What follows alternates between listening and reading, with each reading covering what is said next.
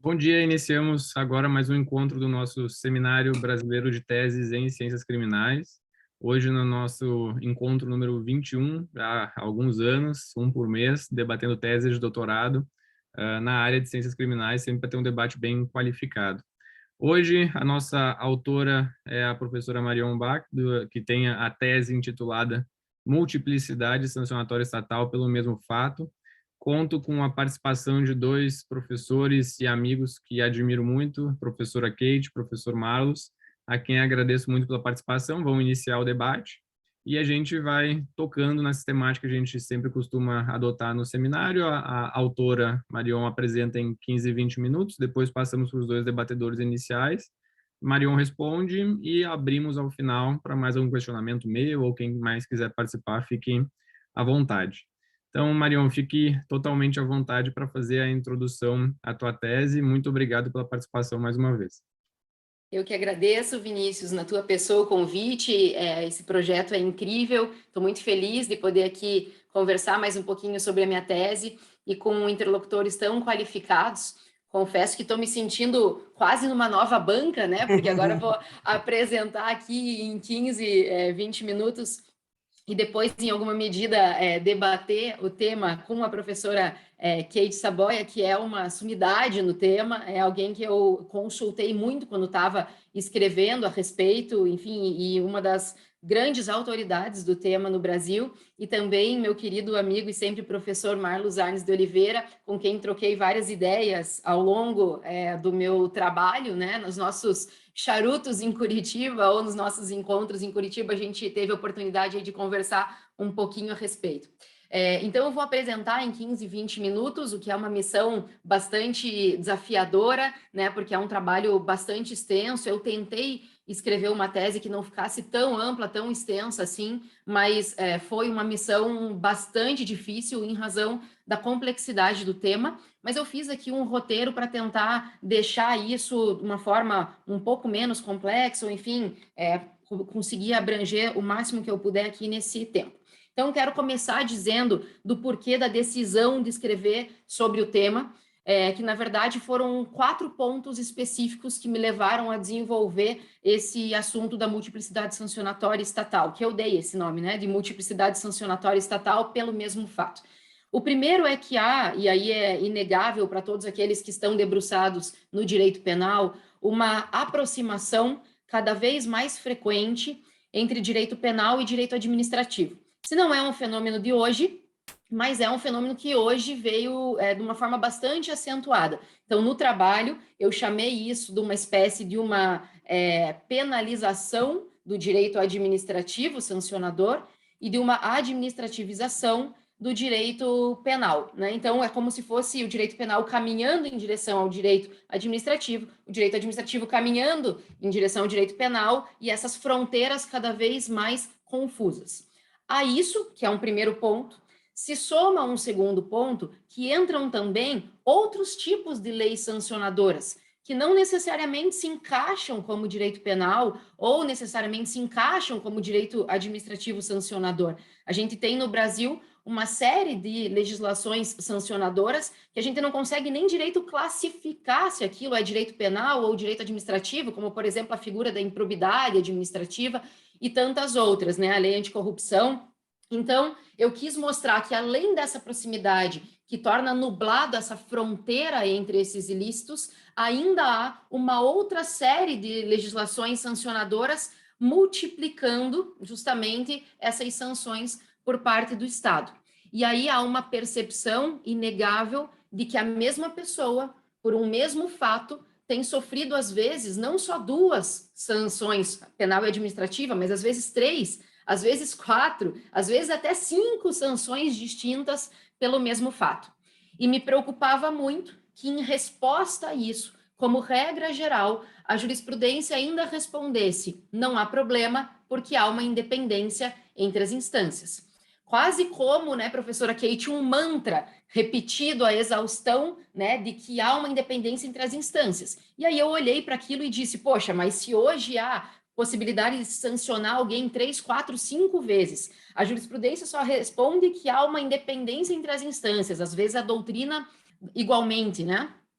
daqui a pouco a gente tem alguém sancionado 10, 11, 12, 13 vezes, enfim, sem qualquer tipo de limitação, e sem qualquer tipo, enfim, de estudo mais aprofundado que consiga enfrentar esse mantra. E aí, então, eu comecei a me debruçar sobre esse tema e comecei, como a maior parte da doutrina faz, e me parece que o caminho acertado mesmo, e a professora Kate Tabaio tem um trabalho sensacional sobre isso, que é o princípio do ne bis in idem ou non bis in idem. Então, a primeira coisa que eu fiz foi olhar se esse princípio sozinho dava conta de ajudar na resposta a esse tema. E aí eu fiz um estudo e consegui perceber que esse princípio do ne bis in idem se aplica em todas as instâncias. Então, o direito penal usa o ne bis in idem em vários momentos diferentes, o direito tributário adota esse princípio, o direito do trabalho adota esse princípio, o direito civil adota esse princípio, enfim. Então, eu fiz uma demonstração que todas as instâncias do direito abraçam o princípio do ne bis in idem.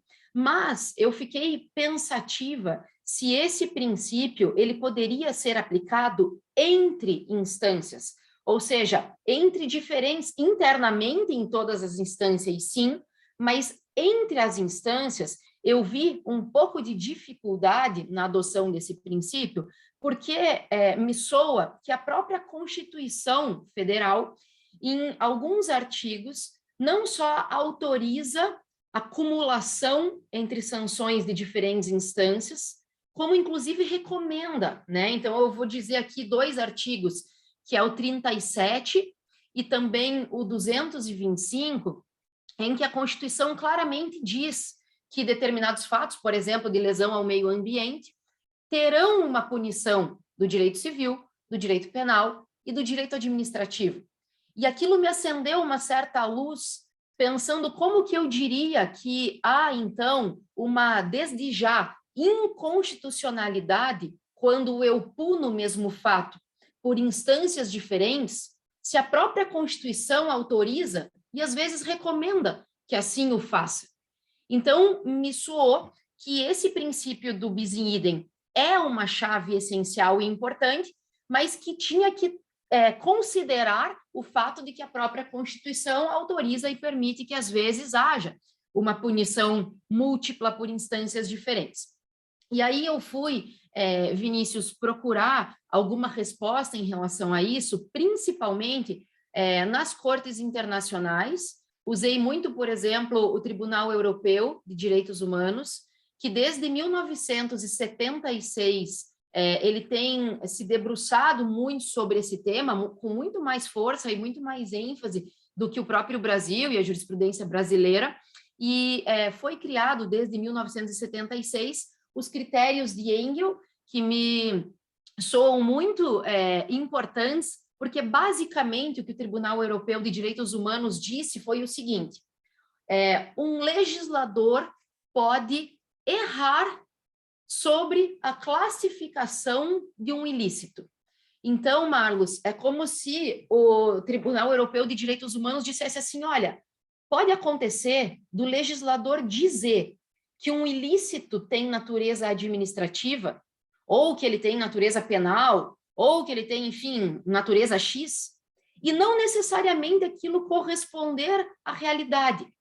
Às vezes, pode acontecer do legislador dolosamente cometer esse erro, o que a gente pode até chamar de uma fraude de etiqueta, ou seja, como se o legislador chamasse de direito administrativo ou de improbidade administrativa algo que, olhando bem com cuidado, tem natureza penal, ou às vezes o contrário, né? Ele pode não dolosamente cometer essa fraude de etiquetas, que não é uma expressão minha, é uma expressão utilizada já pela doutrina há bastante tempo, mas ele pode se equivocar.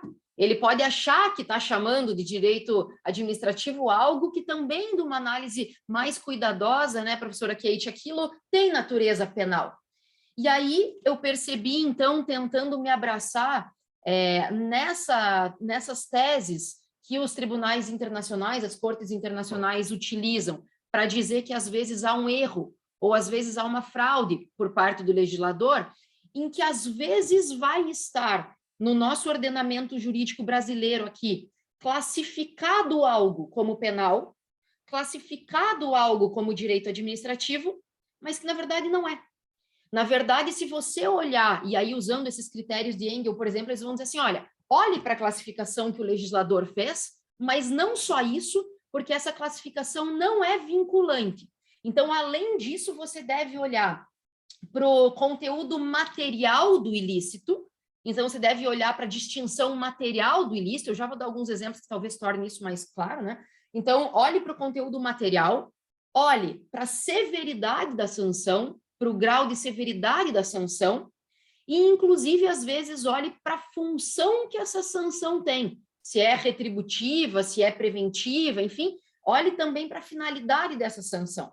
E do conjunto de todas essas análises, talvez você conclua que aquilo que está se chamando, por exemplo, de direito administrativo sancionador, opa, não é, é penal, em razão da soma de todas essas análises.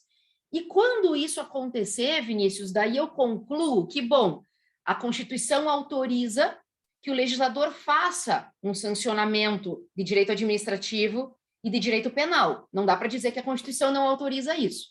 Mas, às vezes, o legislador vai burlar as etiquetas e vai prever 2 sancionamentos que, no fundo, têm um caráter penal, mas que ele está dando o nome de direito penal para um e direito administrativo sancionador, ou outro nome qualquer, para outro. E nesses casos, sim, haverá uma violação do princípio do non bis in idem ou do ne bis in idem, porque daí sim a gente está com uma violação dentro da própria instância, vamos colocar assim, né? A própria instância sofrendo uma multiplicidade sancionatória, mas com uma burla de etiqueta. Então, eu tentei responder uma primeira pergunta, que era mais ou menos assim, sempre que houver multiplicidade sancionatória estatal para o mesmo fato, vai haver violação do princípio do ne bis in idem? Essa é a minha primeira pergunta do problema, assim, professora Kate, que eu desenvolvi na tese. E aí eu respondi essa pergunta dizendo, nem sempre, mas às vezes sim. Por que que nem sempre? Porque a Constituição autoriza que às vezes eu faça esse sancionamento múltiplo, como, por exemplo, no meio ambiente, que o 225 não só autoriza, como recomenda, mas com o cuidado de que, de fato, o ilícito penal seja um ilícito penal, que, de fato, o ilícito administrativo seja um ilícito administrativo, ou seja, que não haja uma bula de etiquetas em que aí sim eu vou estar chamando de uma coisa com o nome de uma outra coisa. Então, essa foi a primeira resposta que eu tentei trazer. E aí eu tentei trazer exemplos de compatibilidade ou incompatibilidade, e foi uma coisa que eu sofri muito, Marlos, para fazer quando eu estava escrevendo a tese, porque uma coisa é você dar esses exemplos, né, dos tribunais internacionais, é você chegar a essa conclusão teórica. Outra coisa é você dizer, ok, agora vamos sentar aqui, pegar exemplos concretos e fazer uma análise se aqui está havendo uma confusão entre ilícito penal e ilícito administrativo.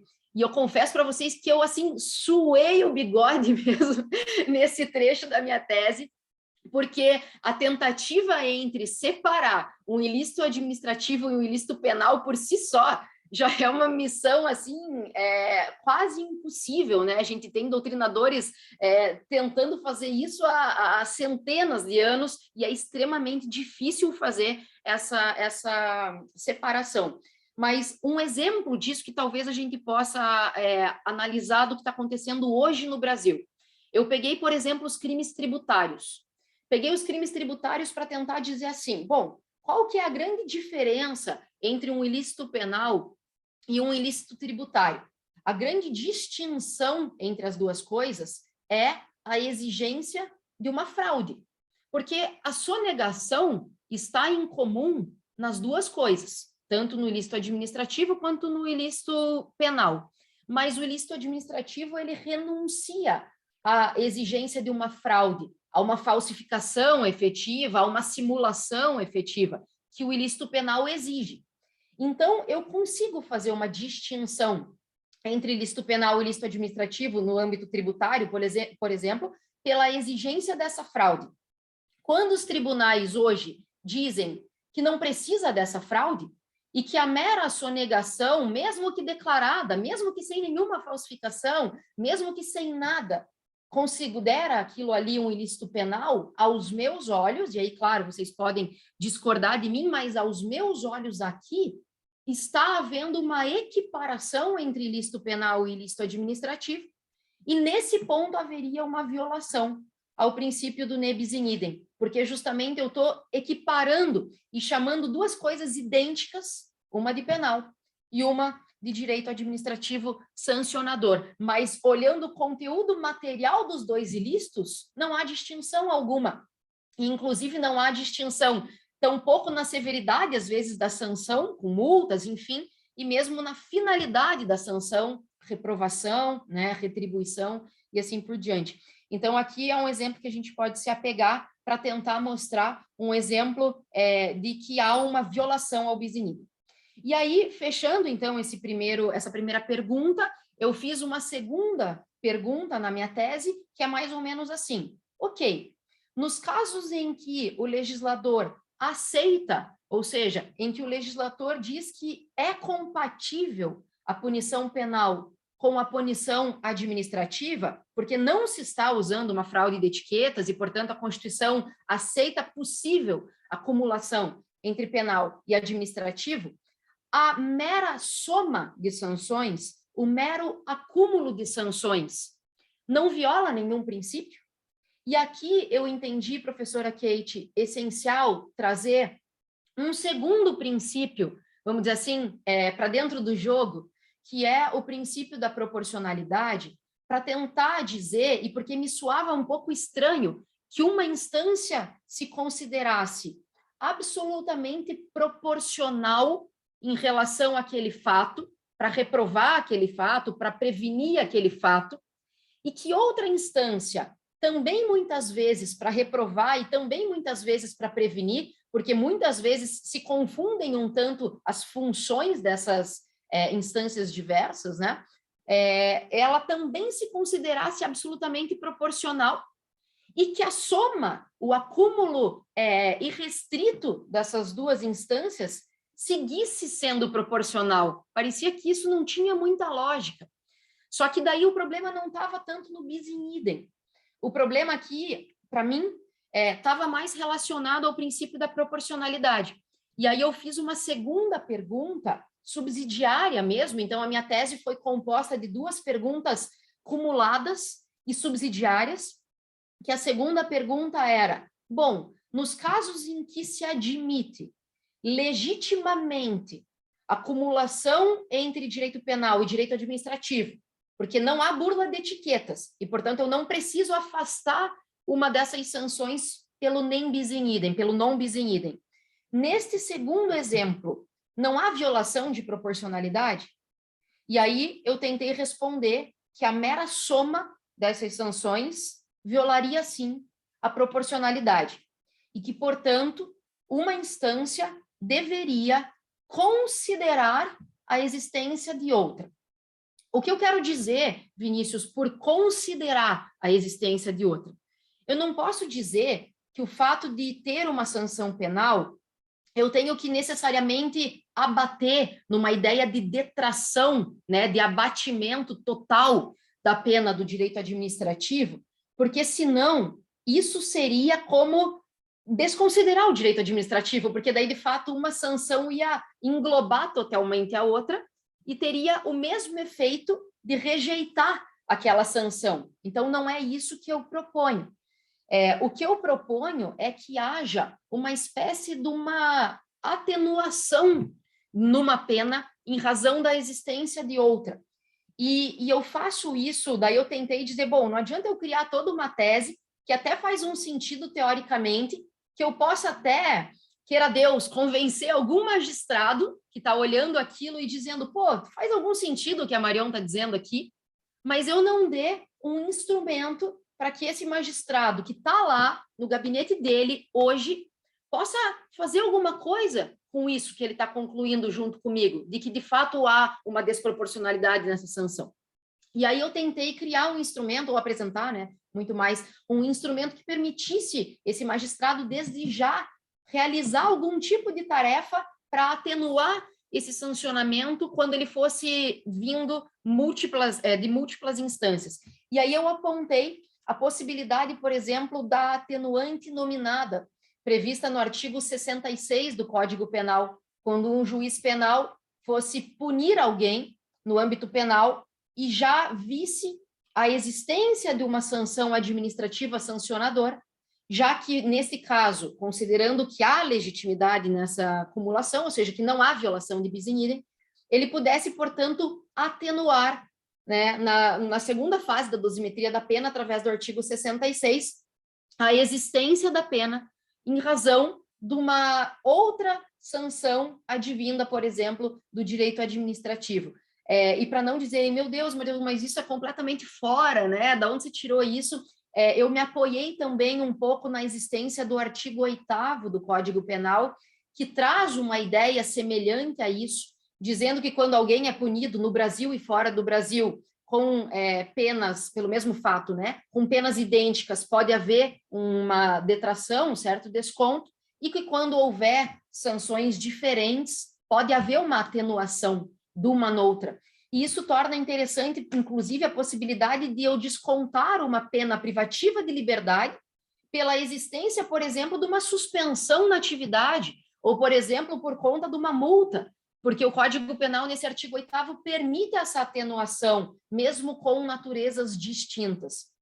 Então, em suma, para devolver a palavra e não me alongar demais, acho que estou aqui dentro do que o Vinícius me disponibilizou de tempo, para fechar essa apresentação da tese. Então, o que eu tentei fazer para resolver o problema inicial que eu comentei foi fazer o acúmulo de duas perguntas. A primeira, em que eu tentei responder se o acúmulo de sanção advindo de instâncias independentes sempre violaria ou não o princípio do ne bis in idem, e eu respondi, às vezes sim, quando o legislador se equivocar ou dolosamente fraudar as etiquetas e der nomes diferentes para ilícitos que têm conteúdo muito semelhantes.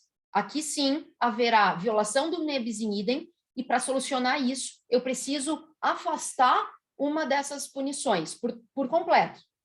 Bom, quando isso não acontecer e o legislador respeitar o que é penal, penal, o que é administrativo, sancionador, a Constituição me permite fazer esse acúmulo, mas ela não diz em momento nenhum que é com a mera soma dessas sanções. Então, aí nasce uma segunda pergunta, que é se isso respeitaria o princípio da proporcionalidade. E aí eu também respondo que o mero acúmulo entre essas sanções, uma ignorando a existência da outra, não respeita a proporcionalidade. E que, portanto, nesse momento, o julgador pode e deve considerar a existência de outra instância, e para fazer isso, numa tentativa de hoje já permitir algum tipo de instrumento de utilização, né, para isso, eu tentei apresentar a possibilidade de, por exemplo, no campo penal, uma atenuante genérica, uma atenuação na pena pela existência, desde já, da punição no âmbito administrativo sancionador. Então, é do fechamento, e vamos dizer assim, da subsidiariedade entre essas duas perguntas que eu tentei propor essa tese, que aí tem o nome, né, não à toa, de multiplicidade sancionatória estatal pelo mesmo fato, ne bis in idem e proporcionalidade. Então, da conjugação desses dois princípios, tentei minorar um pouquinho esse problema da multiplicidade sancionatória estatal. Então, não sei se consegui traduzir um pouquinho essa ideia, porque é um tema bastante complexo, né, que, enfim, me levaram aí longas e longas laudas, quase 300 páginas, e eu não falo isso com orgulho, porque estou longe de achar que uma tese extensa é uma tese boa. Eu tentei, pelo contrário, restringir essa tese, mas tem muitos percalços assim nesse caminho e não consegui fazer isso de uma maneira satisfatória como deveria, mas, enfim, espero que aqui na apresentação, pelo menos, tenha conseguido, em alguma medida, me fazer clara e me fazer entender nessa proposta. Obrigada, Vinícius, Kate, Marlos, os demais ouvintes aqui, o Rodrigo, a Ludmila, pela atenção e fico à disposição para a gente debater a partir de agora. Maravilha, muito obrigado, Marion. Tua apresentação foi super clara, super precisa, bem objetiva. Como tu sempre fala, admiro bastante tua capacidade de escrita e de exposição. Então, muito obrigado pela participação. Passo diretamente aos debatedores iniciais, conforme a gente organizou primeiro a professora Kate Saboia, quem agradeço muito pela participação, depois diretamente ao Marlos, professor Marlos Arns, e depois devolvo para a Marion. No meio disso, depois eu complemento, mas a tua fala me trouxe vários questionamentos. A ideia do seminário é também fazer relações entre penal, processo, criminologia. E quando tu falou em administrativização, já veio a tese também de administrativização do Máximo Langer no processo penal, sobre os acordos e todas as consequências da expansão da justiça negocial para dentro do acordo, que é o tema que eu gosto bastante, né? Então, depois a gente pode também relacionar alguma coisinha se eu tiver algum espaço ao final para fazer uma pergunta sobre isso. Então, passo à professora Kate, mais uma vez, muito obrigado pela participação. Obrigada, Vinícius. Bom dia a todos. Meus cumprimentos mais uma vez à querida Marion. Parabéns pela excelente tese. É absolutamente instigante. Também meus cumprimentos ao queridíssimo Marlos. Agradecimento a Vinícius pela oportunidade de estar debatendo aqui neste ambiente tão especial. E cumprimentos também àqueles que nos assistem, em especial ao querido amigo Marcelo. Estou vendo, o Marcelo Cavalli está por aqui, também é um entusiasta do Nebis in Idem, escreveu sob a orientação do professor Vicente Greco. E então, abraços em todos vocês. Marion, a sua tese, eu diria que desde que Vinícius me enviou, eu tenho lido quase diariamente alguns pontos em que pese você ter recomendado a leitura do último capítulo, mas é tão provocadora que, da leitura do último capítulo, o leitor acaba se remetendo aos capítulos anteriores para tentar compreender com mais precisão o argumento por você defendido. E porque, para mim, foi tão instigante? Porque acredito que as suas premissas fundamentais são diversas daquilo que eu acredito como premissas fundamentais. E aí há duas, eu gostaria muito de ouvi-la mais, né? Até em que pese, porque eu estou falando premissas, porque eu parti dessas premissas, ainda acredito nessas premissas, mas não tenho resposta certa. Aqui nós estamos sempre em construção de uma melhor compreensão dessa complexidade estatal, de funções estatais, que levam, não raramente, a uma complexidade de relações de exercício do poder de punir do Estado, e aí em suas mais diversas funções. E não só na perspectiva, vamos dizer, interna ou verticalizada de aplicabilidade do Nebis in Idem, mas eu vou além, numa perspectiva horizontal entre soberanias distintas. Aliás, qual o conceito de soberania hoje não é o mesmo conceito de soberania de 100 anos e provavelmente não será o mesmo conceito daqui a 100 anos. Então, o que me provoca muito é a sua afirmação que você disse há pouco, que a Constituição Federal, aspas, né? A Constituição Federal não apenas autoriza, como determina, em mais de um dispositivo, que haja multiplicidade sancionatória estatal. E essa expressão determina me fez lembrar aquela discussão, Vinícius e Marlos, que nós temos quando a gente estuda bem jurídico ou quando a gente estuda mandatos de criminalização. Se eles são obrigatórios, os mandatos constitucionais de criminalização, se são obrigatórios ou se são normas recomendatórias, no sentido de, uma vez presente o objeto de tutela daquele determinado bem em seara condicional, dúvida não haveria de que o legislador infraconstitucional tem absoluta autorização para tutelar na esfera penal, inclusive, aquele determinado bem. Para outros, haveria mandatos de criminalização obrigatório, uma vez constando, por exemplo, você falou aí do meio ambiente, do artigo 225, parágrafo 3º, uma vez constando na Constituição essa indicação, necessariamente o legislador infraconstitucional deveria regular aquela matéria na esfera penal. Eu tenho dúvidas sobre esses mandatos de criminalização obrigatórios, eu acredito que eles não devem ser obrigatórios, em razão dos múltiplos princípios reitores do processo do direito penal, ou do sistema de justiça criminal, podemos dizer assim, entre eles um que você falou há pouco, subsidiariedade, fragmentariedade, proporcionalidade, entre tantos outros. Tanto que, em que pese a autorização legislativa, a autorização constitucional desde 1988, presente no artigo 173 da Constituição, da possibilidade de criminalizar pessoas jurídicas por atos contra a ordem econômica, desde 1988 até então, nós só temos no ordenamento jurídico nacional a possibilidade de criminalizar a pessoa jurídica por crime ambiental. Então, se houvesse esse mandato de criminalização obrigatório, pois bem, eu gostaria de um esclarecimento melhor nessa expressão sua, determina, uma vez que a Constituição diz que poderá haver sujeição dos infratores a sanções penais e administrativas, independentemente da obrigação de reparar os danos causados.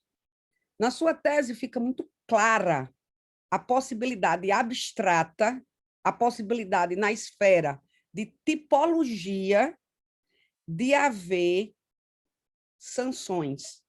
Eu diria tipos penais e tipos administrativos em razão dos mesmos fatos. Isso aí é claríssimo e nós estamos concordes. A minha pergunta é, será que realmente a Constituição determina obrigatoriamente a multiplicidade sancionatória em sentido concreto ou estabelece a possibilidade, por ocasião de tutelas normativas, de coexistência de tipos penais e tipos administrativos sancionadores para regularem o mesmo conjunto de fatos? Então, assim, a minha primeira provocação seria nesse sentido, porque, repito, como o Vinícius falou, você escreve muito bem, você consegue defender com muita propriedade a sua posição e como a sua posição nessa perspectiva vai absolutamente de encontro daquilo que eu acredito, não apenas quanto ao bis in idem, mas em relação, posteriormente, à inexistência de mandatos de criminalização obrigatório, eu gostaria de ouvi-la um pouco mais nessa perspectiva. E uma outra perspectiva, eu diria, Marion, que a sua tese, porque provocou um efeito tão interessante em minhas leituras. Você tem duas premissas das quais eu talvez não concorde. Uma é essa e a outra, aqui eu vejo o olhar, não só o olhar, o corpo, o olho, toda a presença do seu orientador, Fábio Dávila, quando você afirma que o presente estudo, aspas, o presente estudo adota o critério que distingue o ilícito penal e ilícito administrativo em razão do próprio conteúdo do ilícito, dois pontos, uma distinção qualitativa. O professor Fábio Dávila, ele, por ser um humanista louvável, invejável e um defensor da racionalidade do direito penal, ele adota, assim, com muita veemência, o critério ontológico de fundamento do direito penal, e ele traz essa distinção qualitativa entre ilícito penal e ilícito administrativo. E o professor Fábio Dávila, ele é sedutor no sentido de varar com toda a sua propriedade. E realmente é muito difícil. Eu me recordo, quando eu escrevi a minha tese sobre bis in idem, da dificuldade de superar internamente essa posição do professor Fábio Dávila, desse critério antropológico. Mas aí, Marion, em que pese essa sua afirmação, por várias vezes você admite a possibilidade dessa qualidade se transformar em quantidade, mesmo sem fraude de etiquetas. Porque se a Constituição recomenda nas suas palavras acumulação ou a multiplicidade sancionatória, onde está essa...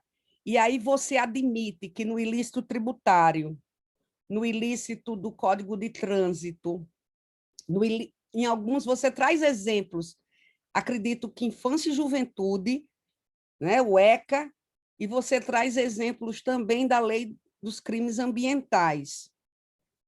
E também na seara administrativa, em relação a algum dos deveres de administradores, salvo engano, aí você traz peculato, traz improbidade administrativa, enfim. Essa sua afirmativa, quando você admite tantas exceções subsequentes, será que essa distinção qualitativa, na verdade, não seria uma distinção quantitativa, ou então, para não abandonar o critério antropológico, não seria o que alguns chamam de via de mezzo, onde a quantidade, às vezes, é num grau tão considerável que se transforma em qualidade, é quando sai da zona cinzenta entre o ilícito penal e o ilícito administrativo e entraria no que nós conhecemos como direito penal nuclear, por exemplo, um homicídio. Eu acredito que não há como defender a ausência de tutela penal nos crimes contra a vida. Então, eu gostaria de também ouvi-la, né, sobre se essa distinção qualitativa, na verdade, não é ao menos essa via de mezzo, onde no direito penal nuclear necessariamente haveria tutela penal, ou se, dada as suas diversas exceções, de verdade, né, já que você defendeu a sua tese, talvez já passou essa influência benéfica e absolutamente salutar desse critério voltado ao homem do professor Fábio Dávila. Será que, na verdade, não haveria essa identidade genética entre ilícito penal e ilícito administrativo que mudaria a intensidade da lesão ao bem jurídico? Porque os bens jurídicos, por exemplo, os exemplos que você traz em relação a essa exceção à distinção qualitativa, não levando em consideração elementos subjetivos, por exemplo, a fraude, quando você fala no tributário, e sem levar em consideração referenciais absolutamente normativos, como, por exemplo, no trânsito, quando você traz a distinção entre crime de perigo abstrato, crime de perigo concreto. Mas eu pergunto a você, será que nesses seus exemplos a diferença não seria tão apenas de intensidade de lesão ao mesmo bem jurídico, e um bem jurídico que, por sua fragmentariedade, autoriza a tutela penal? Será que não seria nesse caminho uma resposta a abarcar melhor essa proteção vamos dizer, a uma irracionalidade de esferas punitivas? Então, essa é a minha segunda intervenção. Em relação à terceira intervenção, já no final do seu trabalho, né, como conclusão das conclusões, você diz que, em caso de coexistência legítima entre ilícito penal e ilícito administrativo, você permite acumulação.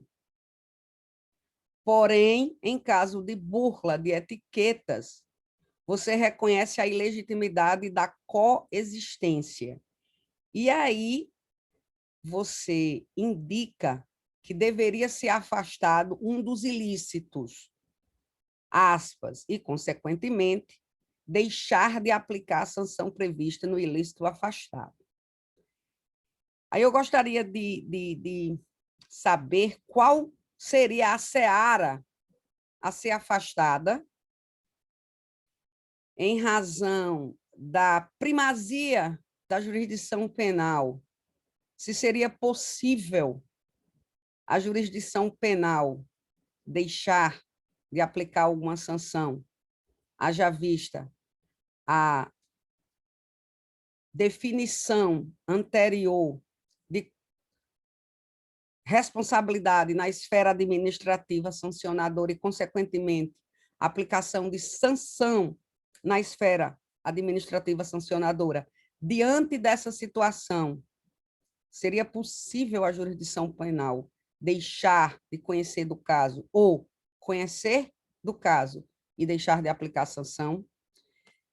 Uma outra ponderação que eu sei que o objeto do seu estudo foi o conteúdo material do bis in idem, e você voltou muito mais numa perspectiva de proporcionalidade. Eu compreendi que foi esse, não é, a sua escolha. Mas aí, como o seu trabalho é incrível, sensacional, extremamente rico, você fez uma pesquisa densa sobre o assunto, eu, evidentemente, se você se sentir à vontade, porque, repito, não é o objeto da sua tese, mas eu gostaria de ouvi-la quanto aos pressupostos, eu diria, genéricos de aplicabilidade do bis in idem, e para além da identidade da pessoa punida, para além do caráter punitivo da sanção, o caráter punitivo de acordo com os critérios, né, que você trouxe, tanto que você fala de burla de etiquetas, mas aquele pressuposto de aplicabilidade do bis in idem, que é a indissociabilidade dos fatos, substrato material, ou identidade de fatos materiais. Como permitir, com uma acumulação sancionatória, quando tem essa identidade de fatos materiais, dada a proteção, aí, Vinícius, em sua homenagem do processo penal, né? Dada a dimensão processual do bis in idem, porque o bis in idem, por ser um princípio de lógica, porque ele é um princípio de lógica antes de ser um princípio jurídico, antes do verniz normativo sobre o seu espectro protetivo, dúvida não há que o bis in idem é um princípio de lógica. Algo, né, uma vez ocorrido, não deve novamente acontecer, aí sob pena de ofensa a diversos princípios. Então, a roupagem do bis in idem parte dessa lógica de consunção, parte dessa lógica de proibição, de repetibilidade, no nosso caso aqui, da potestade punitiva, seja, ou deveria ser, em que esfera for. Daí a necessidade de coordenação das instâncias ou das agências punitivas de um determinado Estado. Mas a minha pergunta é, como fazer valer a dimensão processual do bis in idem, dada, sem dúvida nenhuma, a identidade indissociável dos fatos materiais da embriaguez, da fraude tributária e daqueles outros exemplos, né, trazidos por você. E aí, por fim, pelo menos por hora, viu, Vinícius, depois a depender do que o nosso amigo Marlos e Marion falar de repente, eu também sinto a necessidade de mais uma vez ouvir a estrela desta manhã, que é Marion, mas por último, eu gostaria de... Aliás, ainda dentro dessa identidade material, eu me recordei de um caso que não está entre instâncias diversas, administrativas e penal, está na esfera administrativa sancionadora, que é o caso das declarações de inidoneidade aplicadas pelo Tribunal de Contas da União.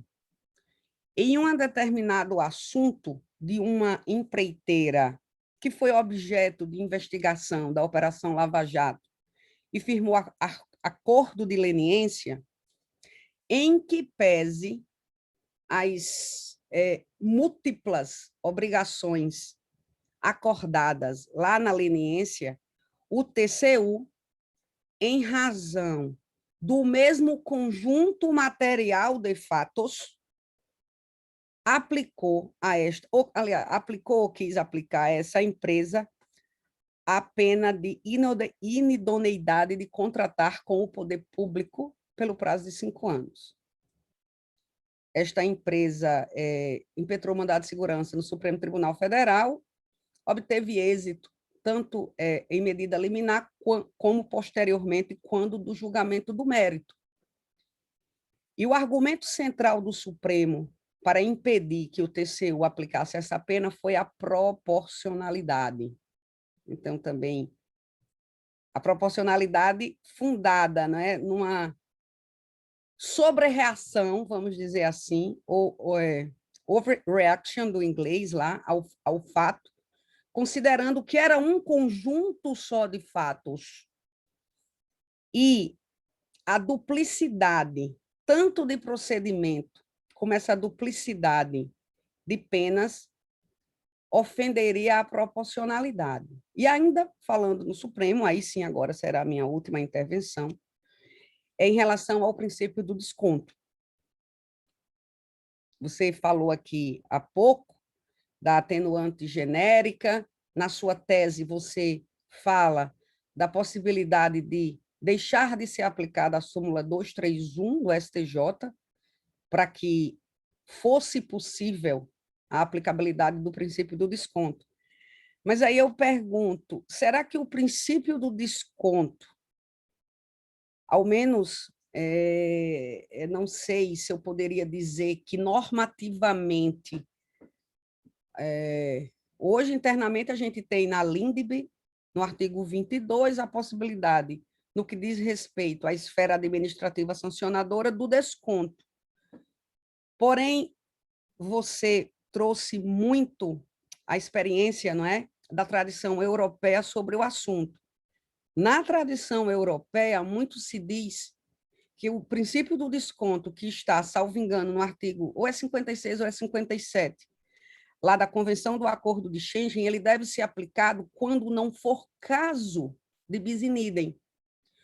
Quando houver identidade de fatos, no entanto, em que pese o substrato material de fatos, a identidade do substrato material de fatos, não houve a incidência daqueles demais pressupostos, tais como pessoa punida e fundamento da punição.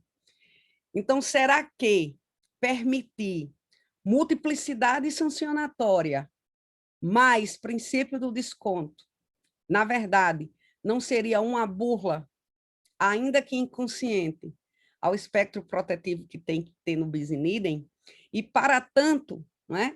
Eu invoco aí o artigo 8º do Código Penal, não em relação à burla, mas em relação a dar densidade pro homine a este princípio secular. Eu invoco a decisão também do Supremo Tribunal Federal, que deu interpretação conforme ao artigo 8º do Código Penal, que você citou há pouco. O artigo 8º do Código Penal um exemplo do princípio do desconto. E o Supremo, em uma pragmática, né, eu diria, em uma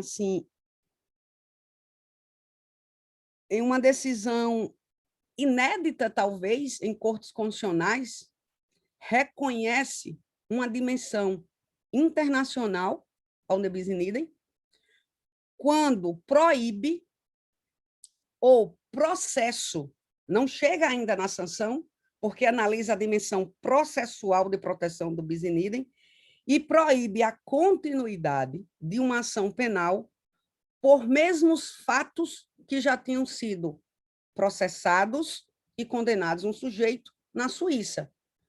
Esses fatos, o iter criminis desses fatos, eles tiveram efeitos no Brasil, era tráfico de drogas e lavagem de dinheiro, com efeitos quanto à lavagem de dinheiro também no território brasileiro, e o Supremo, numa decisão absolutamente afirmatória, eu diria, da dimensão protetiva do bis in idem, dá a interpretação conforme o artigo 8º e diz o seguinte: olha, aqui, presentes todos os pressupostos do bis in idem, que são identidade da pessoa processada, identidade dos fatos, duplicidade de procedimentos com fundamentos sancionatórios e definitividade de uma das decisões, pouco importa que seja na Suíça.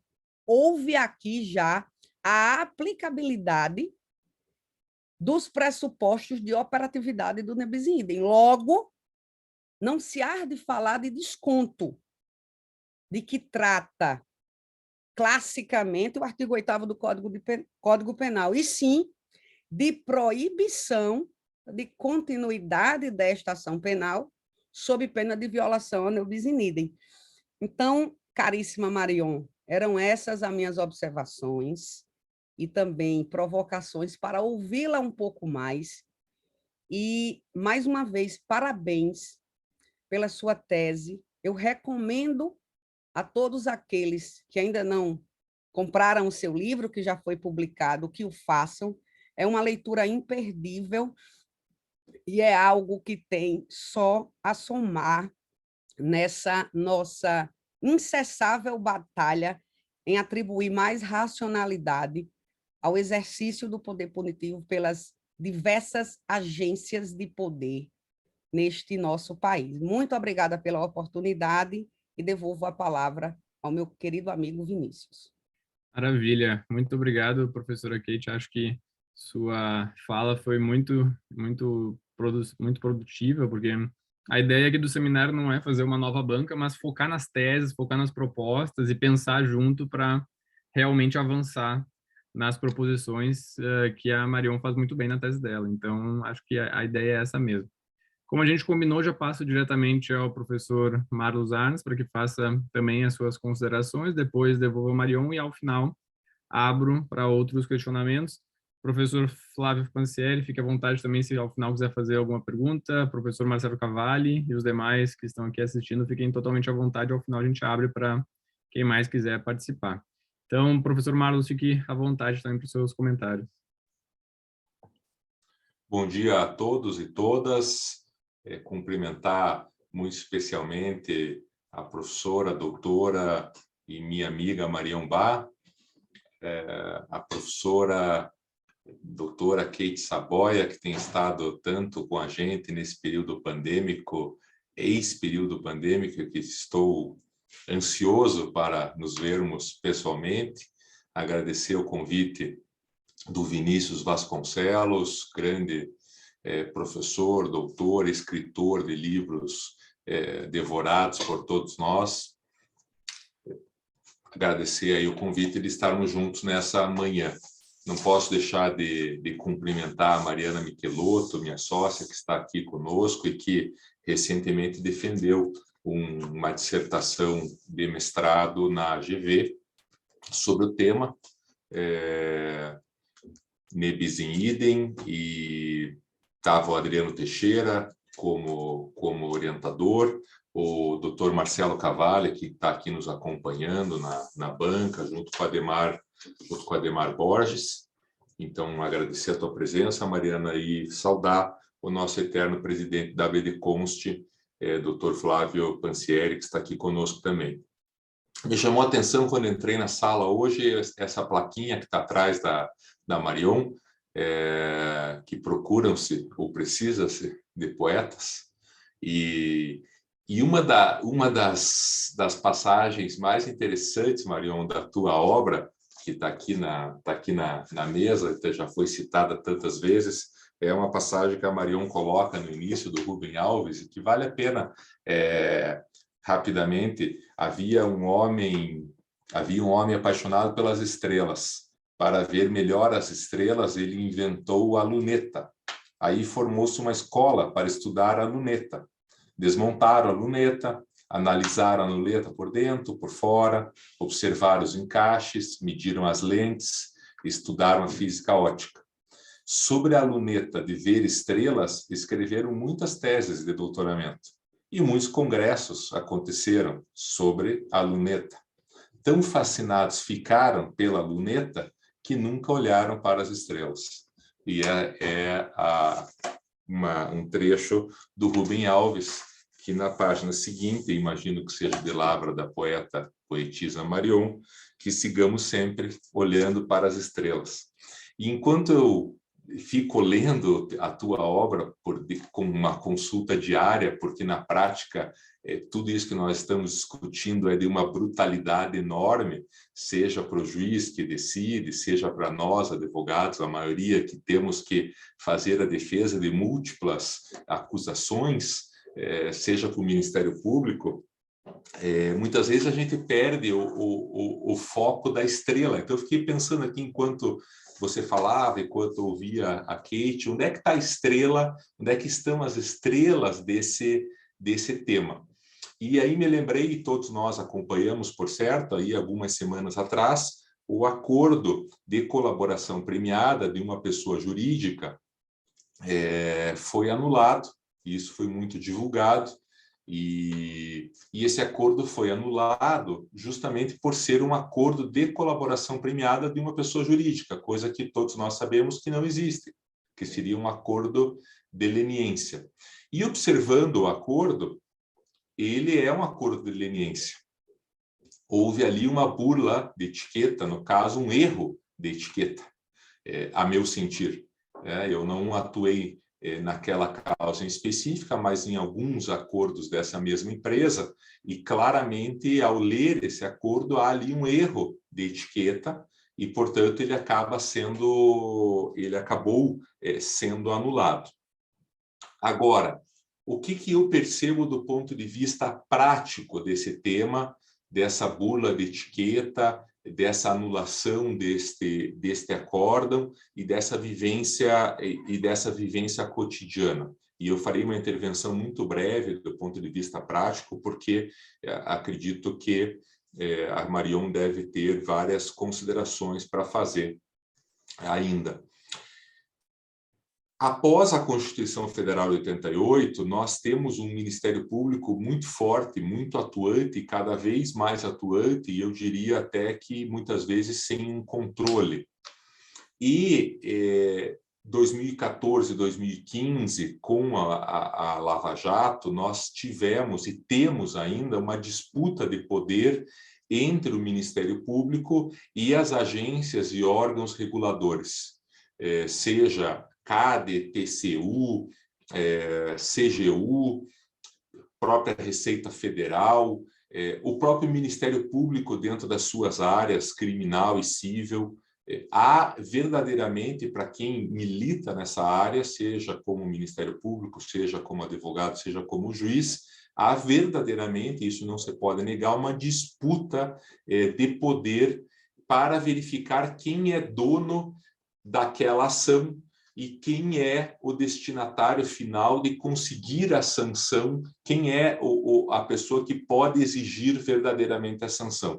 Não são poucos os casos em que o Ministério Público já tem a sanção penal, dentro da sanção penal, da condenação obtida, há a obrigação de devolução de valores, há a obrigação de pagamentos de multas e o mesmo Ministério Público, em outro setor, lá no setor cível, ingressa com as ações cíveis ou com as ações de improbidade e que resultam, ao final, na mesma sanção pelos mesmos fatos, nas mesmas sanções, evidentemente, pecuniárias que eu mencionei. E não há um diálogo possível com o Ministério Público como um órgão único. como não há, via de regra, em que pese nós termos conhecimento de alguns casos de sucesso, mas são poucos, como dialogar com o Estado brasileiro integralmente representado pelo Ministério Público e pelas agências e órgãos reguladores, CAD, TCU, CGU e os outros que eu já mencionei e outros que não mencionei. Então, a minha fala é muito no sentido de que eu percebo que o Estado brasileiro, assim como utilizou o Ministério Público para cobrar tributos, e continua fazendo isso nas ações relacionadas aos crimes financeiros ou aos crimes tributários, utiliza hoje, mesmo que de forma não coordenada, o Ministério Público e as agências e os órgãos de controle para sim sancionar duplamente as pessoas físicas e sancionar sim duplamente as pessoas jurídicas nos crimes que nós estamos aqui discutindo, via de regra, relacionados ao direito penal econômico. Aonde está a estrela que o Rubem Alves, tão bem citado pela Marion, busca? A meu ver, e tenho defendido isso há bastante tempo, é necessário uma organização do Estado brasileiro, uma questão de uma organização de uma política que nós podemos chamar de política criminal, podemos chamar de política criminal administrativa sancionadora. Alguns mencionaram na época áurea dos acordos aquela questão do balcão único, mas não se trata, na verdade, de um balcão único, se trata de uma organização do Estado para que o Estado se organize de tal forma que fique claro as atribuições de cada órgão para que não haja o bis in idem. E que esse bis in idem fique limitado, evidentemente, a algumas questões que aí sim cabe a nossa discussão. Mas da forma como está hoje, eu diria que para quem milita no penal econômico é raro não enfrentar o bis in idem, e a resposta que o judiciário dá ao bis in idem é aquela resposta vazia de anos atrás, da independência das instâncias e ponto final. Segue com a dupla sanção. E essa organização do Estado, que não é difícil, o modelo americano, por exemplo, com a divisão do Departamento de Estado e do Departamento de Justiça, isso por muitas vezes as discussões de acordos da Lava Jato com os Estados Unidos ficou muito claro essa divisão lá de tarefas, você sabendo com quem você negocia o quê, a consequência disso seria de que, não havendo negociação, seria este órgão o responsável por buscar a sanção. Me parece que não estamos nem próximos disso, me parece que não há nenhuma discussão sobre essa organização, até porque hoje há, sim, um desmonte do Estado e não uma organização do Estado, mas quem sabe com um novo ministro da Justiça, num novo momento da nossa democracia, a gente possa organizar nesse sentido. Então, as tuas inquietudes, Marion, são, que você também expressou na tua tese, são as minhas também.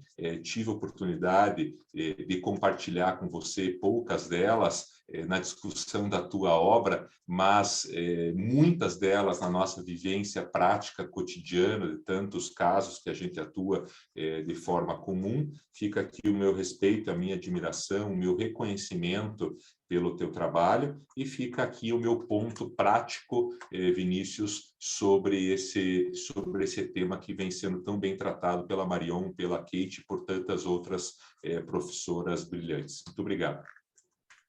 Perfeito, eu que agradeço, professor Marlos, é uma alegria contar contigo e, como o Marcelo falou ali no chat, conseguir juntar pessoas tão qualificadas para a gente pensar junto, para a gente avançar junto.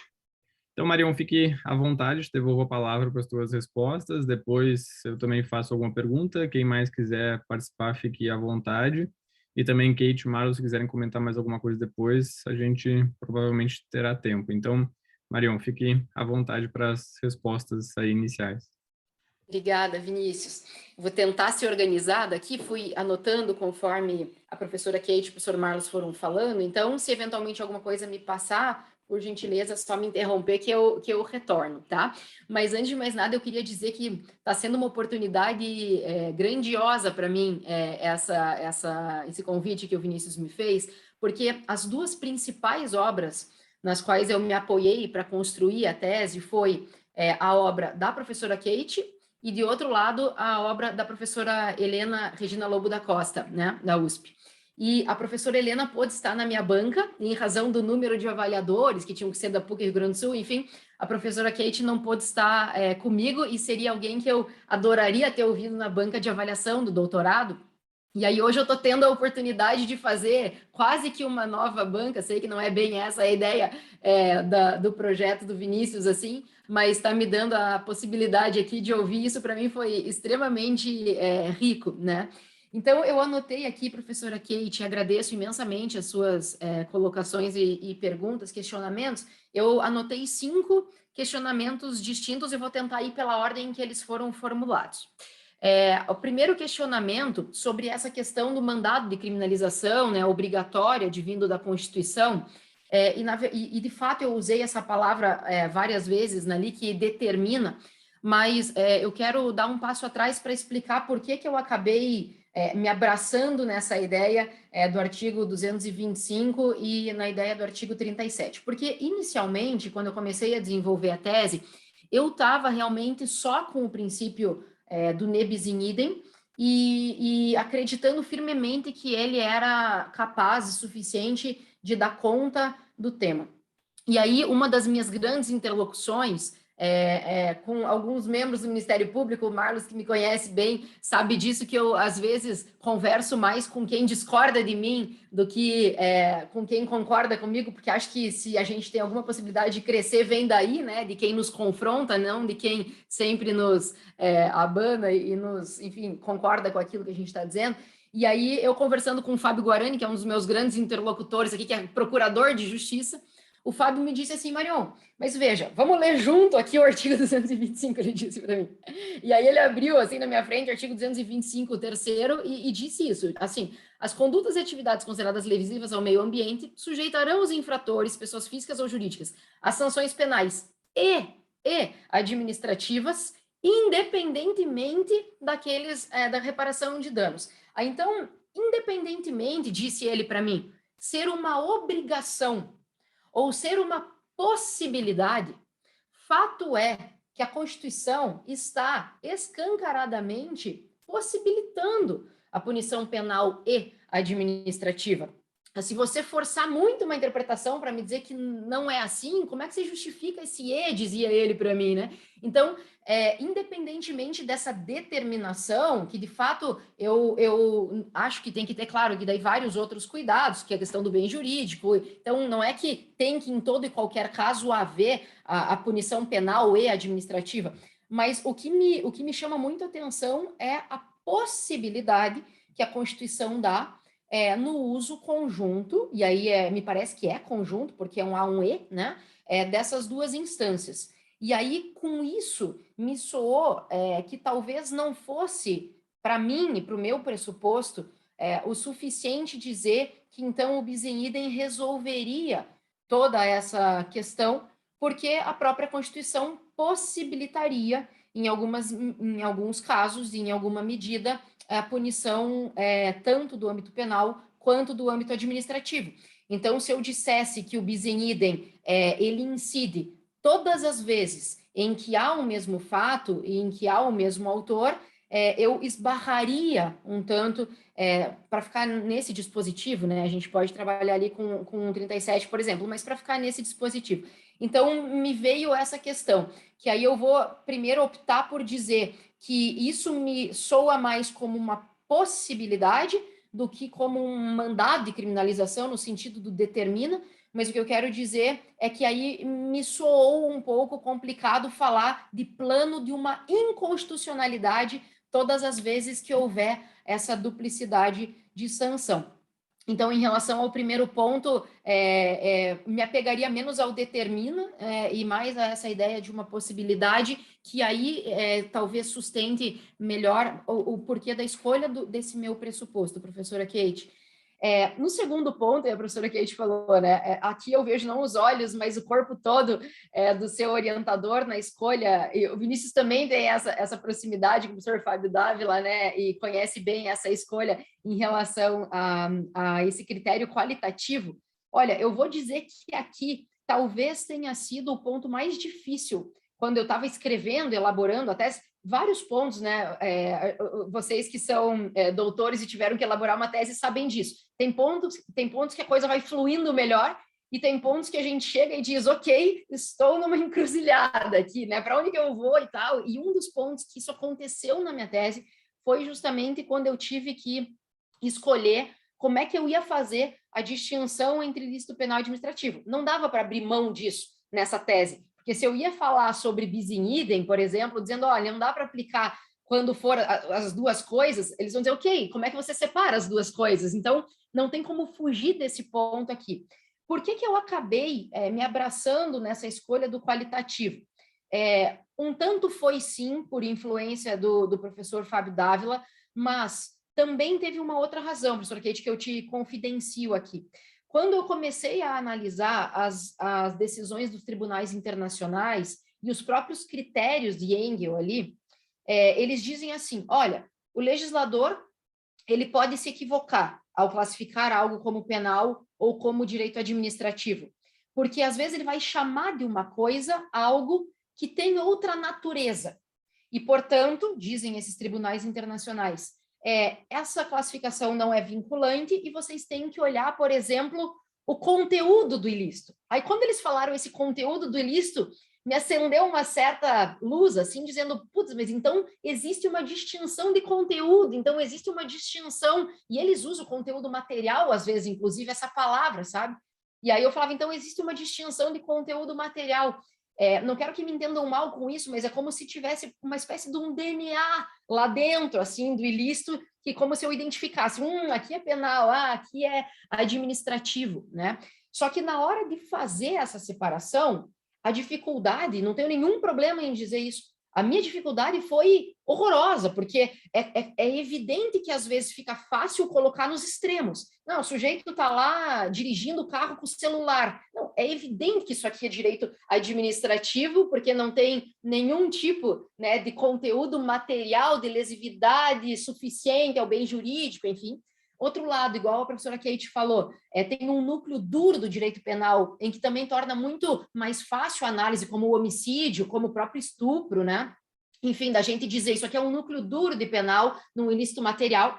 E aí tem um meio do caminho em que, de fato, as coisas ficam muito nubladas, em que eu poderia utilizar facilmente tanto um quanto o outro, e que, de fato, acaba sendo muito mais fácil, às vezes, por um âmbito quantitativo.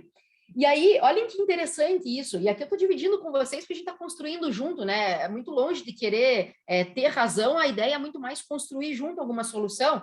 E aí, olhem como os tribunais internacionais, eles mesmos, professora Kate, se traem um pouco, talvez como eu tenha me traído também, porque eles dizem assim, ó, esqueçam a classificação que o legislador fez que não é vinculante. Olhem para o conteúdo do ilícito e para a severidade da sanção. Então, ele mesmo aqui já pega uma questão muito mais relacionada a uma quantificação, né? Quando a gente fala de uma severidade da sanção, ele acaba indo para uma ideia mais de quantificação do que qualidade, vamos dizer assim, e também para a função da sanção. Daí ele volta para a questão da qualidade. Então, me parece que os próprios critérios construídos pelos tribunais internacionais, ele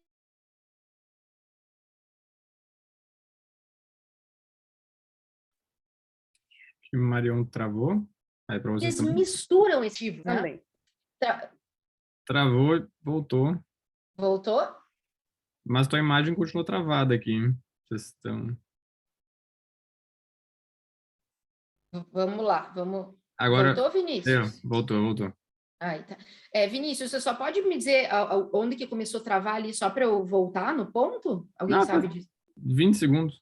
Ah, tá. Ok, então tá. Então, eu estava dizendo que, na verdade, os próprios tribunais internacionais, né, que eu me baseei muito aqui, em alguma medida, me parece que eles também fazem um tanto esse apoio, tanto no critério qualitativo quanto no critério quantitativo. E eu pensei muito, professora Kate, sobre isso, mas muito mesmo antes de abraçar alguma escolha aqui, e eu pensava assim, ó, por exemplo, vamos falar de subsidiariedade, o direito penal é o soldado de reserva que entra em campo quando o direito administrativo não dá conta.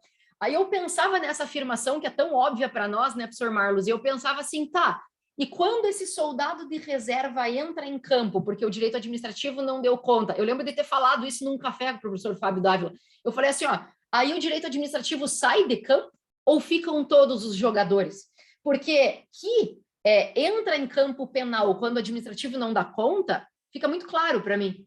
Mas para mim não está tão claro assim se daí os jogadores do direito administrativo seguem no campo ou se eles são substituídos, como no futebol, por exemplo, pelo titular, que é o penal. Isso ninguém enfrenta de uma forma tão clara assim, né? Então, por exemplo, na questão, para ficar daí, trazer isso para a prática, no exemplo da direção embriagada, né? Então, até 0,6 decigramas, que é uma questão bem de quantidade mesmo, até aqui é um ilícito administrativo. Se passa dessa quantidade de álcool, por exemplo, passa a ser um ilícito penal. Ok, e daí continua sendo um ilícito administrativo? É as duas coisas? Ou é uma só? Porque para nós, até o momento, seria as duas coisas, né? Numa acumulação. Então, todas essas coisas me passaram muito na cabeça quando eu estava decidindo se era um ilícito penal, se era, se a diferença era do ilícito penal administrativo, era qualitativa ou quantitativa, mas eu acabei realmente optando, né, por fazer essa questão dessa distinção qualitativa até em razão da adoção dos critérios dos tribunais internacionais quando mandavam olhar para o conteúdo, somando a questão da severidade. E aí eu enfim, fiz essa opção. Mas, assim, admito, sem nenhum tipo de preocupação, que é um dos pontos mais difíceis e talvez mais frágeis também em relação à tese. Bom, aí a terceira pergunta da professora Kate era assim, quando o judiciário concluir que houve violação do princípio do bis in idem, porque dei o nome de uma coisa quando deveria ser outra, né? E aí a professora Kate perguntou assim, qual das searas eu devo afastar? E aí eu tentei colocar na minha tese a seguinte compreensão. Se um juiz, por exemplo, que está julgando lá o âmbito administrativo sancionador, por exemplo, de improbidade, vamos colocar assim, é um exemplo, ele conclui dizendo assim, olha, a classificação dada pelo legislador brasileiro não é vinculante. Eu estou olhando aqui o nome como direito administrativo sancionador, mas está me cheirando direito penal, seja pelo conteúdo desse ilícito, seja pela severidade dessa sanção, seja pela função que está exercendo essa sanção, que é o que diz o Tribunal Europeu de Direitos Humanos, né, para os critérios. Isso aqui tudo está me soando direito penal. Então, ele poderia, naquele julgamento, dizer, aqui houve uma burla de etiquetas.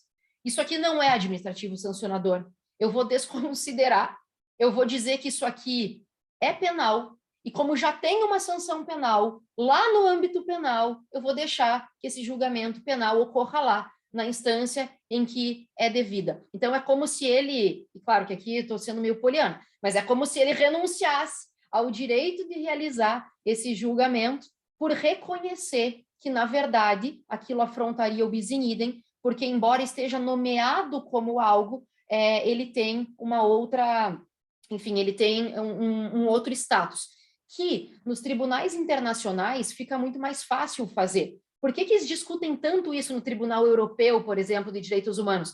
Porque, às vezes, a pessoa era julgada num país europeu e no outro, e aí vinha o Tribunal Europeu de Direitos Humanos e dizia, peraí, eu já tenho duas punições distintas aqui em dois países. E aí ele fazia essa unificação e dizia, olha, vou fazer valer só desse país, porque lá você já foi julgado. No Brasil é diferente, porque a gente está falando de um mesmo julgamento, num mesmo ordenamento, mas por instâncias diferentes, né? Mas aqui seria mais ou menos essa ideia, professora Kate, que então o juiz que entendeu, e normalmente é o juiz do direito administrativo sancionador, respondendo sua pergunta, porque normalmente essa burla acontece tendo um caráter penal, mas não se admitindo que é penal. É mais comum esse caminho do que o inverso, né? Então, me soa assim. Aí o quarto questionamento da professora Kate foi sobre a questão mais vinculado até a essa proibição de repetibilidade do julgamento, que acaba esbarrando no âmbito processual do bis in idem, né? E, de fato, aqui eu fiz a escolha de trabalhar mais no âmbito material, porque senão abriria uma nova tese, né? Mas o que eu vejo é o seguinte, existem casos que eu tenho muita dificuldade de dizer que não teria, que seria uma violação ao bis in idem. Por exemplo, vamos pegar um caso concreto, dirigir embriagado. Eu tenho dificuldade de dizer que há uma violação ao princípio do ne bis in idem, alguém sofrer uma sanção penal por estar dirigindo muito embriagado, numa ideia de crime de perigo abstrato, por exemplo, né? E, ao mesmo tempo, sofrer uma sanção de pontos na carteira, que é, por exemplo, uma sanção administrativa, portanto, lá perante o Detran. Eu não vejo violação ao princípio do ne bis in idem aqui, não me soa que há uma violação. E são os mesmíssimos fatos, dirigir muito embriagado. E é a mesmíssima pessoa, aquele motorista. E aqui eu não, claro que com base em todos os pressupostos que eu mesma criei ali, aqui não me soa uma violação ao princípio do ne bis in idem. Para mim, aqui seria um exemplo de compatibilidade. E essa compatibilidade vem justamente dos pressupostos materiais que eu tentei criar, da Constituição, dizendo, olha, tem alguns casos que vai ser possível administrativo e penal, mas em que há uma evidente distinção entre esses dois ilícitos, porque aqui fica claro, um realmente tem um bem jurídico sendo violado dentro de uma ideia do crime de perigo abstrato, da dignidade do bem jurídico, enfim, e de outro lado, uma regra de trânsito sendo violada na questão da administração do trânsito pelo Detran, enfim, com uma distinção material e mesmo quantitativa bastante distinta. E aí, por haver uma possibilidade, não sei se eu vou me fazer entender, professora Kate, mas por haver uma possibilidade material de compatibilização, não me soa que há uma incompatibilidade processual na repetibilidade. Então, é como dizendo assim, olha, já que aqui é compatível essa acumulação, porque aqui, neste meu exemplo, eu não estou enxergando uma violação ao ne bis in idem enquanto sustentação material dos ilícitos, então eu não estou vendo também uma violação à ideia processual de que o Detran faça um procedimento e que o judiciário faça um procedimento penal para verificar esse ilícito. Então, eu acabo respondendo a questão processual, que não foi mesmo o meu âmbito de trabalho, através da própria resposta material, porque se tivesse a violação material, haveria uma repetibilidade problemática no âmbito processual também. Então, para mim, as coisas acabam ali caminhando, em certa medida, juntas, né? Vamos dizer assim. Bom, e a última questão, deixa eu só recordar aqui, era o princípio de desconto. Deixa eu só recordar o que exatamente que a professora Kate... estava dizendo que se não era uma espécie de uma burla, né, eu falar do desconto, porque daí eu estava possibilitando a acumulação das sanções, que seria o objeto do bis in idem essencialmente aqui. Na verdade, eu acho, professora Kate, que aqui a gente está bastante de acordo, porque o que eu tentei dizer na minha tese é que a prevalência do princípio do ne bis in idem, porque tanto que é a primeira pergunta ali que eu tento responder. Então, sempre que houver, no meu pressuposto, né, de que o artigo 225 possibilita, às vezes, que haja as duas sanções, desde que elas sejam claramente penal e claramente administrativo. Sempre que houver acumulação entre essas duas sanções legítimas, eu não vou conseguir solucionar através do bis in idem, então é por isso que daí eu apelo para um desconto, porque, de fato, o desconto só virá quando não for possível usar o bis in idem. O bis in idem, sem dúvida nenhuma, é preponderante, o bis in idem, sem dúvida nenhuma, é a primeira opção, o bis in idem, sem dúvida nenhuma, é a primeira coisa que se analisa. E se houver uma repetibilidade mesmo entre esses conteúdos de ilícito, enfim, eles vão ter que abrir um em detrimento do outro, vai ter que renunciar a um em detrimento do outro. E só quando eles forem possíveis é que daí eu tentei dar essa segunda solução do desconto, para que aí eu consiga responder através da proporcionalidade, né? Então, essa é a ideia. E só deixa eu dividir também uma questão. Quando a primeira vez que eu tentei fazer esse pensamento na construção da tese, eu tinha colocado assim, ó, proporcionalidade é desproporcional, então um cede em benefício do outro. Mas daí eu pensei que eu estava equiparando as duas coisas, porque se quando houvesse bis in idem, eu só aplicaria um, e daí quando fosse possível aplicar os dois, a desproporcionalidade me fizesse também só aplicar um, é como se eu estivesse dando a mesma solução para as duas coisas. E aí eu estava também rasgando esse 225, que foi o que eu tentei respeitar de pressuposto, né? Porque aí também não estava aplicando uma e outra, eu estava aplicando só uma, no fim das contas. Então, foi por isso que, neste ponto, eu tentei dizer, olha, já que a Constituição prevê uma possibilidade, prevista claramente nesse E, então, quando for assim, e tiver respeitado esse bis in idem, pelo menos que se dê um abatimento, pelo menos que se dê uma atenuação. E aí eu tentei, né, como eu disse, aplicar isso concretamente nesse artigo 66. Então, assim, professor Kate, longe de satisfazer todas as os teus questionamentos aqui nesses breves minutos, mas pelo menos em alguma medida, assim, dar uma pincelada aí no porquê eu me abracei nesses pressupostos, enfim. E aí, em relação ao comentário do professor Marlos, né, que começou falando da minha plaquinha aqui do Precisa-se de Poetas, eu queria comentar que me chamou a atenção também quando eu entrei aqui, e aí estava só o professor Vinícius e a professora Kate no momento que eu entrei no link, e aí eu dei de cara com a professora Kate com uma plaquinha atrás também. E aí eu percebi que a nossa paixão não é só pelo tema em si, né, professora Kate, que também ali tem uma plaquinha dizendo que all you need is book, e aí eu achei engraçado da similitude que eu também estava com uma plaquinha atrás, fazendo uma ode a esse amor pelos livros e o algo a mais, ou as estrelas e não só as lunetas, vamos dizer assim, né, nas palavras do Rubem Alves. Mas considerando em relação ao que o professor Marlos falou, e o professor Marlos puxou mais para essa questão do processo penal, uma das coisas que também foi uma dificuldade para mim é que esse trabalho de relacionar direito penal e direito administrativo, ele vai abrindo uma série de, vamos dizer assim, possibilidades e uma série de gatilhos que às vezes eu tinha vontade, assim, professor Vinícius, de abrir um parênteses e falar, olha, vamos falar agora, então, quando, por exemplo, se faz um acordo com o Ministério Público e daqui a pouco o Estado, através de outro órgão, bate na tua porta e diz, eu não tenho nada a ver com esse acordo que você fez com o MP, agora é comigo que você vai tratar. No âmbito penal, no âmbito processual penal, por exemplo, dos acordos, no âmbito da prova compartilhada ou não, da suficiência de prova no âmbito penal e insuficiência no âmbito penal e suficiência no âmbito administrativo sancionador. Então, assim, tem N possibilidades de se trabalhar a relação entre direito penal e direito administrativo. E quando eu vi essas possibilidades, eu puxava assim um rodapé e dizia, aqui dava para ter outra tese, mas eu só vou fazer a provocação para que alguém se aventure, porque eu não vou poder aqui nesse trabalho, né?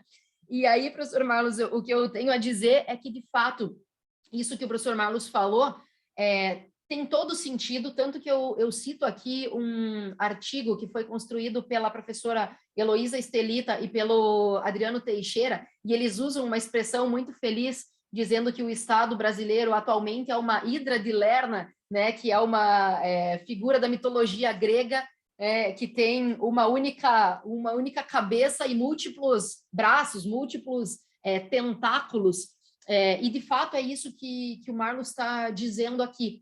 Eu tentei dizer isso, tentar mostrar esse problema através do cúmulo material de sanção.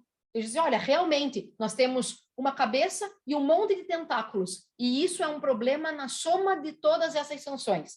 Mas a gente pode ver exatamente o mesmo problema dizendo, poxa, mas aqui a gente tem, então, o problema nos acordos, a gente tem o problema na questão probatória, a gente tem a questão, enfim. Então, eu estou absolutamente de acordo da urgência de precisar harmonizar, unificar, enfim, a gente organizar, não sei exatamente, a gente pode trabalhar isso de tantas formas, né? Mas, sem dúvida nenhuma, no âmbito sancionador, o Estado precisa urgentemente rever esses seus tentáculos e organizar essa sua cabeça de hidra de Lerna, porque está causando prejuízo em diversos aspectos distintos, né? Então, aqui estou com o Marlos na crítica. Bom, mas acho que, assim, em alguma medida, para não me passar muito também, Vinícius, essas são as considerações, mas eu sigo absolutamente à disposição, tanto sua quanto da professora Kate, do professor Marlos, ou de qualquer um dos demais que nos acompanha aqui. Perfeito, maravilha, muito obrigado. Se alguém quiser fazer alguma pergunta, levante a mão, fique à vontade. Enquanto isso, 2 breves comentários. O primeiro é em relação ao que tu já comentou, né, sobre os acordos. Acho que esse tema é super relevante quando a gente entra no âmbito negocial. Uma amiga minha, procuradora da Fazenda Nacional, ela disse, pô, na Lava Jato o pessoal negociou um monte de coisa, esqueceram dos impostos, esqueceram da Fazenda Nacional, já bloquearam todos os bens e não tinha nada no final para a Fazenda ir atrás. E isso é realmente complicado, né? E tem os argumentos, as propostas de tentar fazer um balcão único, mas isso também é difícil. Mas é algo a se pensar, não precisamos aprofundar aqui, já foi mencionado rapidamente. O outro ponto que eu perguntaria para ti, ou se quiser para a gente pensar um pouquinho, recentemente o STF julgou algumas questões relacionadas à lei de improbidade, né, e alguns ministros tentaram fazer uma distinção muito forte entre o procedimento nesses casos e as garantias penais, dizendo que elas não se aplicam, que a lógica é mais civil e que isso, portanto, traz alguns problemas se a gente pensar na multiplicidade sancionatória, quando há algum tipo de sobreposição ou quando há a utilização do administrativo de um modo a abranger o âmbito penal, ainda que inadequadamente, se a gente teria que ou não respeitar essas garantias processuais. Não sei se tu chegou a aprofundar isso um pouco na tese, mas o STF parece que a maioria dos ministros tendeu a afastar essas garantias processuais do âmbito administrativo sancionador, então, processuais penais do âmbito administrativo sancionador. Então, é algo também que a gente precisa tomar um certo cuidado, porque, obviamente, o ideal seria não ter essa multiplicidade, se houvesse o bis in idem, mas se tiver, seria importante também pensar nas garantias nos outros âmbitos, tendo em vista que o penal, teoricamente, seria o mais resguardado deles. Então, mais ou menos seriam essas as minhas contribuições. Acho que o debate foi de extrema qualidade, fico muito feliz com a participação de vocês. Não sei se mais alguém gostaria de comentar alguma coisa. Kate, gostaria de comentar mais alguma coisa? Marlos, se não, passo para Marion finalizar. Anne levantou a mão, fique à vontade para comentar algo.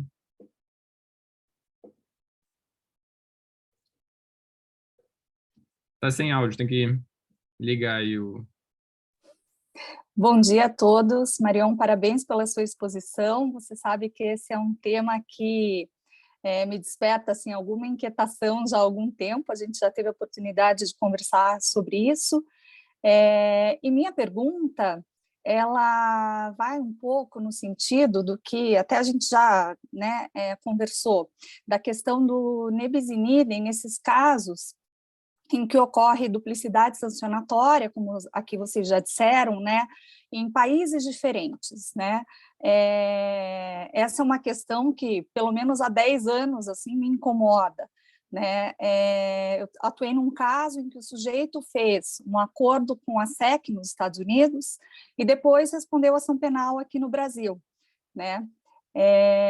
E aí essa pena imposta lá nos Estados Unidos, né, se é que se pode chamar de pena, a rigor não se trata de uma pena nem administrativa e nem criminal, porque é um acordo parecido com o que hoje a gente tem aqui, um acordo de não persecução, né, quando o Estado negocia com o sujeito e abre mão da sanção, da ação penal. Né, foi mais ou menos isso que ocorreu. E, naquela época, foi alegado que essa imposição, né, desse acordo para fins de consideração do artigo 8º do Código Penal. Quando eu ouvi o Vinícius aqui recentemente em Curitiba, falando do acordo de não persecução penal, eu confesso que eu saí naquela noite com essa mesma memória, né? Eu retomei esse pensamento e questionando se isso se aplicaria também ao acordo de não persecução. Eu acho que vai de encontro um pouco com a fala da doutora Kate, né, e queria ouvir a Marion o que ela, né, pensa assim, a esse respeito, né, da consideração desses acordos prévios, que a rigor não são penas, né, se devem ou não ser considerados nesse contexto do princípio do nebis in idem. Obrigada. Perfeito, muito obrigado. Kate, Marlos, sem mais comentários, devolvo para a Marion para fazer as respostas ao meu questionamento, ao da Anne, e também fique à vontade para já fazer as palavras finais e depois eu encerro. Tá bem. Eu agradeço as colocações e, assim, me deixa bastante feliz que esse tema faça surgir tantos questionamentos, e acho que isso é muito natural desse tema, e como eu comentei ali, quando eu estava escrevendo, eu sempre tive que ir fechando, porque a inquietação a gente sempre ia fazendo mesmo esses desdobramentos, essas novas páginas, né, de inquietação. Então, por exemplo, isso aqui, vou começar pelo do Vinícius, que o Vinícius fala da questão do empréstimo de garantias. Aos meus olhos também aqui é um tema muito mais relacionado até a uma questão processual, né, de empréstimo das garantias processuais inerentes ao direito penal para o âmbito do direito administrativo sancionador. Até eu passo por isso na minha tese, só dizendo que há que se trabalhar a respeito disso, mas não aprofundo muito. Mas discordo um tanto da forma que o Supremo vem, Vinícius, trabalhando com o tema, porque me parece que aqui está havendo realmente um desprezo desse caráter sancionador estatal para que, enfim, talvez salvar algumas coisas, mas essa ideia, por exemplo, da improbidade relativa à retroatividade ou irretroatividade, bom, embora realmente se aplique aqui processo civil, tá muito longe de ser muito mais próximo do direito civil do que direito penal, né? Essa questão da improbidade tem, aos meus olhos, inegavelmente uma relação sancionadora, estatal, punitiva. Então, aos meus olhos, precisaria sim ter um respeito muito maior a essas garantias que são emprestadas, enfim, fundamentadas por todas as questões relacionadas à punição, direito penal.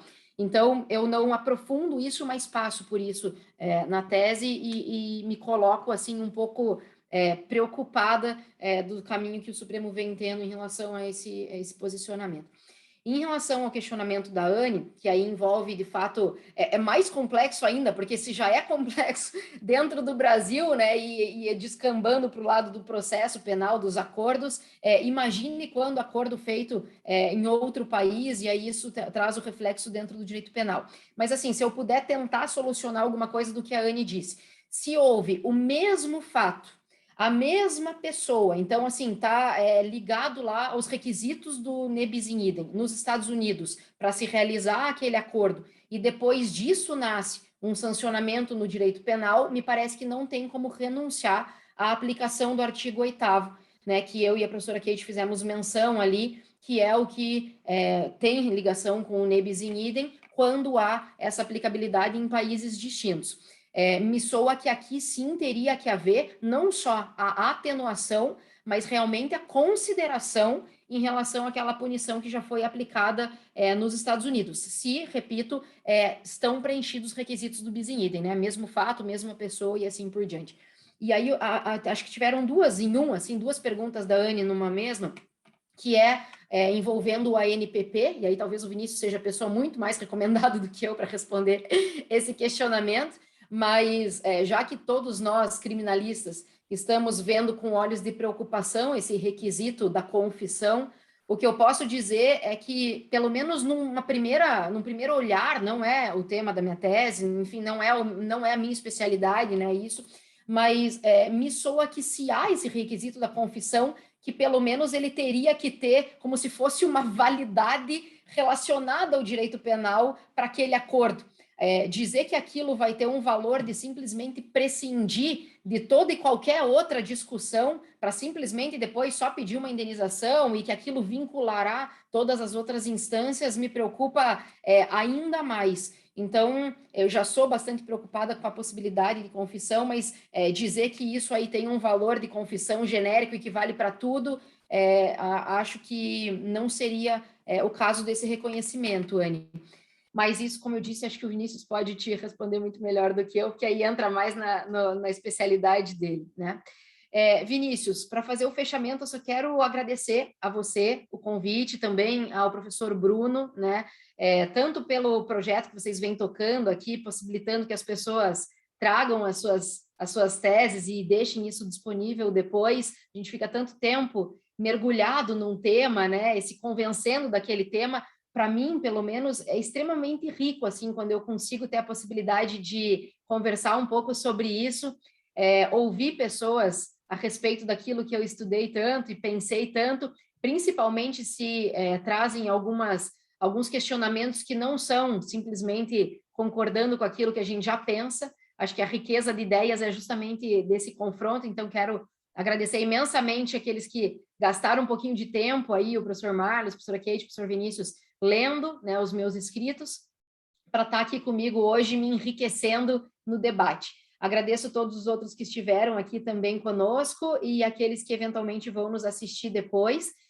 Eu sigo à disposição para qualquer pessoa que assista esse vídeo depois e queira trocar uma ideia. A tese é algo que nunca está pronto, nunca está acabado, pelo contrário, se tiver, é um problema, né? Então, eu sempre estou bastante aberta para repensar e para rediscutir os pontos, porque eu sei que se há estrela nesse tema, é justamente o cidadão que está sendo punido múltiplas vezes pelo mesmo fato, a preocupação incomum da professora Helena, da professora Kate, minha, do Marlos, do Vinícius e tantas outras pessoas que trabalham esse tema, às vezes, professora Kate, com um aspecto distinto ali ou aqui, mas eu tenho certeza absoluta que a preocupação de olhar as estrelas é a mesma, é que não siga sendo essa punição desenfreada e impensada por esse Estado com múltiplos tentáculos que vem insistentemente, né, e sem um pensamento mais aprofundado, punindo o sujeito. Então, estamos todos exatamente do mesmo lado, tentando controlar esses tentáculos todos, e o que a gente puder construir conjuntamente para que isso aconteça é muito bem-vindo. Então, agradeço imensamente a oportunidade, Vinícius. Eu que agradeço, Marion, muito obrigado pela tua participação, acho que o debate foi de muita qualidade. Eu agradeço também à professora Kate, ao professor Marlos, a todo mundo que participou. No próximo mês, em outubro, a gente não definiu a data, mas logo definiremos, será a tese do Renato Stanziola Vieira sobre a admissibilidade da prova, é um tema mais focado no processual, mas com várias relações, então já ficam todos convidados para participar no próximo mês. Então, mais uma vez, muito obrigado, é um prazer, bom dia a todos e a todas. Tchau, tchau, valeu.